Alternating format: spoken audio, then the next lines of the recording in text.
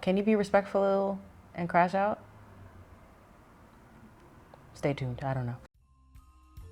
Hey, I'm Taylor-Alexis and welcome back to my channel. This is a safe place to talk dangerously about life in your 30s, wellness, and film. So if you're new, thanks for joining us.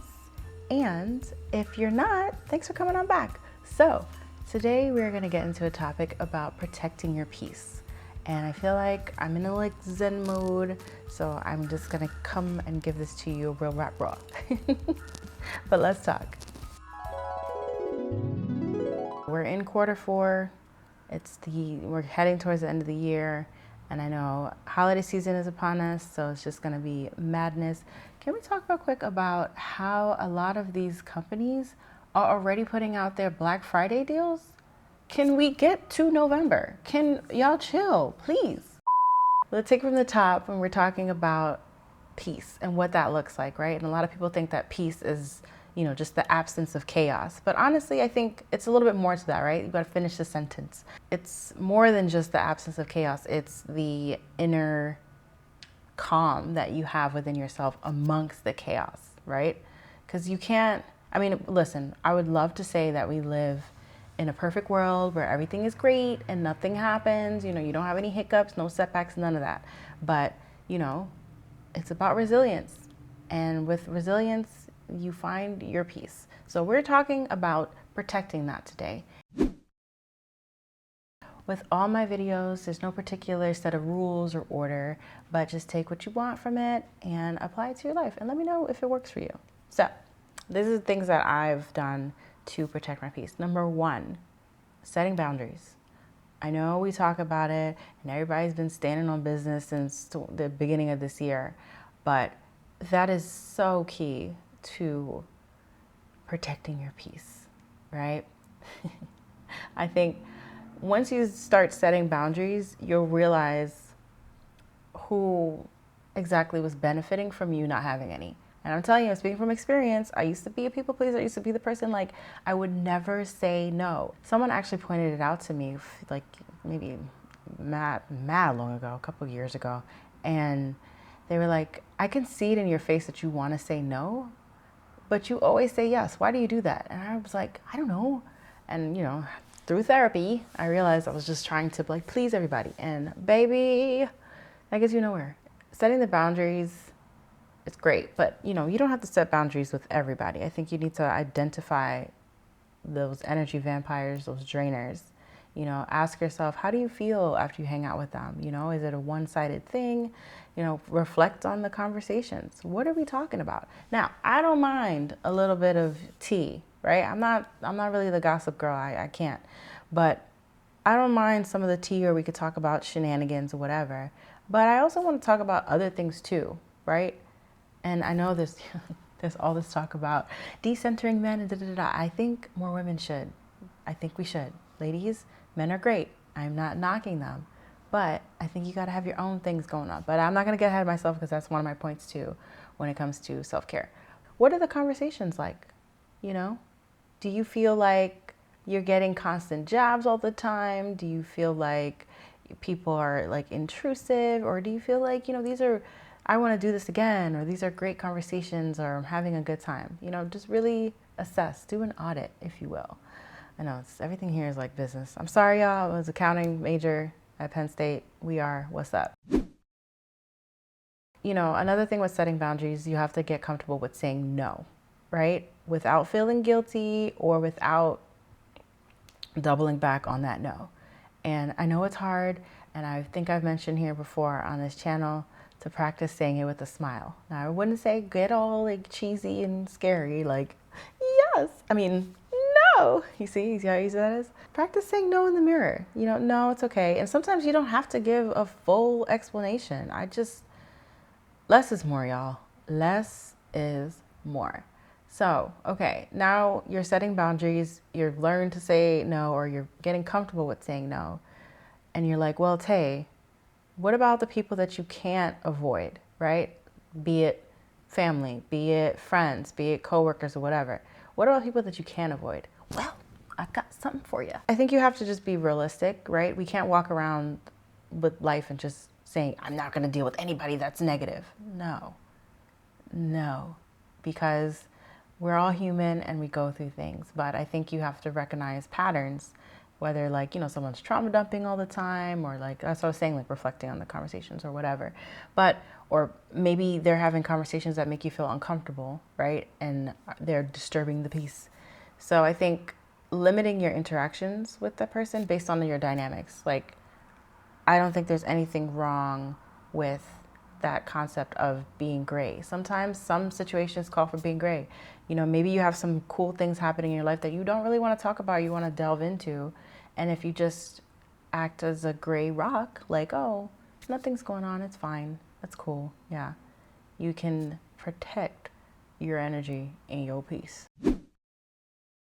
Prioritize yourself. And listen, I know everyone, or the hot topic is like being selfish. And I think, yes, I agree.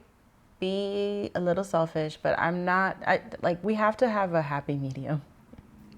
And I know that's rich coming from me because sometimes I could be an extremist. It's okay to be a little selfish. You got to take time for yourself. We're in our 30s. We got a lot of stuff going on. We are living in crazy ass times.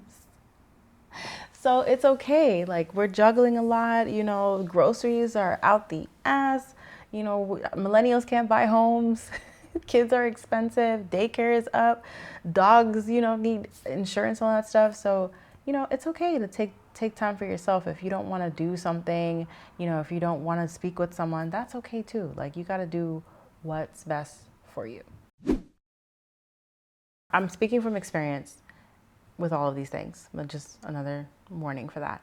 But we have a lot of factors in life that can affect our peace. We have some internal factors and we have some external factors. And I'd like to say the internal factors are kind of like, self-talk and the expectations and the pressure that we put on ourselves sometimes. Because I know we could be our worst critic. And, you have to really ask yourself, like, am I really doing that bad? Is this really something to, make a whole deal about? Some of the external factors would be, like I said, what's going on in the world, the news. I mean, every time you turn on the channel, you look at a website, a news website, something, a tweet, it's like the world is going crazy. And I don't know, I'm not going to, be on some conspiracy thing. However, is anybody paying attention to nature? Okay, it's crazy. But yeah, so some of those external factors that could be like disrupting your peace would be the news, would be finances, would be a demanding job. It could be, stress from whatever you're working on, be it a project, maybe you're opening a business, maybe, you outgrowing friends, whatever it could be. Sometimes we have to take a detox from it all, right? Switching up your daily routines. And I mean, affirmations, they sound insane, right? Until you start doing them and you start feeling it and you start feeling better. It's like, oh, my cortisol levels are going down. Look at me affirming that I'm this and I'm that and I deserve that or whatever. And I also recommend a digital detox because there's a lot of nonsense out there. Yeah, I mean, try your best to take some time away, like limit that consumption, be realistic, right? You can't, you gotta find that happy medium, but take some breaks, find some uplifting content out there that could really boost your spirits. Read a book, do different things. What? I'm getting ahead of myself. That's part of the other point. Let's keep it a bean. We're gonna have setbacks. There's always going to be something. That's the constant about life, right? There's always going to be some kind of hurdle that you have to jump over, but you can't let that bring you down. You got to be resilient. And look, I'll say this. Sometimes one good crash out is all you need. Now, I mean, crash out responsibly, of course, but sometimes just get it out. It's better out than in, right? Because sometimes you might go through something and you might want to say something to someone and you're holding on to it because you're worried about them, but you're nah. Because you think that you're protecting your peace by not saying anything, right? By not saying how you feel in a respectful manner, or maybe not. I don't know. Can you be respectful and crash out? Stay tuned. I don't know. Protecting their peace will disrupt yours. So sometimes, like I said, you got to just have that one good crash out, get it out your system, cringe if you need to, and then go from there and get back on that horse. Resilience. Okay, anyhow, so the next point I want to get to is about cultivating relationships. Sometimes protecting your peace comes with a lot of grief, and you have to let things go because everybody can't go. I don't want to sit like this. Everybody can't go. When you do make room for new, I think sometimes you'll find your tribe. And it's okay. It's not to say that people are terrible or if you like, friendship breakups or anything like that. It's just we're down different paths and that's okay too. So, be patient with finding your tribe. And shameless plug, got a video about, how to make friends in your 30s. I think it's effective. It's been working out. But yeah, so with, cultivating those relationships and nurturing those friendships, those new ones, or your new tribe, just make sure to make time, like quality time. I know we're always busy and things like that. Maybe just set out some time. If you're a calendar girly, set out some time in your calendar to check in on your friends and see what's going on with them or things like that. It won't hurt. You won't disrupt anything. And it feels good. I cannot stress how many times, I feel good after having a lovely catch-up conversation with one of my girls or cousins, aunts, whatever. I love that. Even my grandmother. It's probably one of my favorites. I don't know where this accent's coming from. But making time for self-care. I mean, I think of my apartment as like my little she pad, right? That's my safe haven. And, over the years, I feel like I've slowly become a homebody, but I still like to go out and explore. It's a time and a place, balance, happy medium. But, self-care is not just maintenance. It's not just getting your lashes, your nails, It's really about doing things for you, and sometimes doing nothing is doing things for you. Maybe, you've had a crazy week and you just kind of want to chill or move at your own pace. And I know that's one of the things that I love about being out here in Cali is that I'm not rushing like I used to. What? I'll get there when I get there. I'll be on time, but I'll get there when I get there. I'll get to it when I can.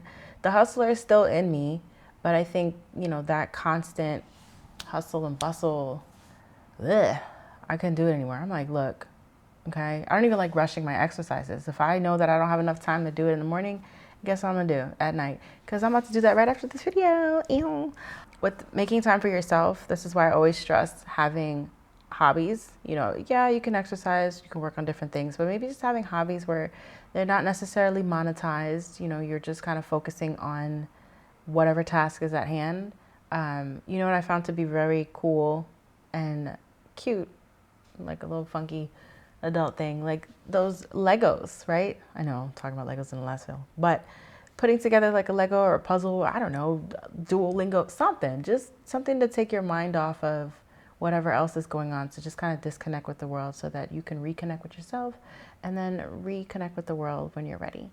I'm trying to think, is there anything else I want to say about protecting your peace? When you get to a level where you feel like your peace is protected, your energy is protected, don't make it easy for people to come and disrupt that. If saying no makes you the bad guy, call me Billie Eilish. No, I'm kidding. But yeah, I mean, listen, you work hard for your peace, right? Don't let anyone come and disrupt that. And if you feel like it's going left, bring it back to the right side. You feel me? Okay. Well, let's wrap. Protecting your peace. Set those boundaries. Say no with your chest, without guilt, and maybe with a smile if you're not too cheesy with it. Limit those interactions based on how you know folks. You can't always get away from the energy vampires, but you can pull back, be a little gray. Practice mindfulness, right? The ways that you talk to yourself matters. Don't say I'm an idiot. Words mean things. Don't say no, it's okay. You made a little hiccup. You made a mistake. You'll be fine. You are great. You are worthy. You are deserving. All of that. And yeah, be patient with building your tribe. It takes time. The faster you go at it, the more likely you will crash and burn. And you don't want that. 90-30, we don't got time for that. I told you, one good crash out, but not with making friends or finding your tribe. And yeah, and lastly, practice self-care, and don't let anybody break you down. Okay? Okay. All right. Well, if you liked anything that I said here today, you can make sure to hit that subscribe button so you can get more weekly content. We got some good things cooking up for you, literally. And I'm excited to talk to you next time. Bye. Enjoy your week. I love you all.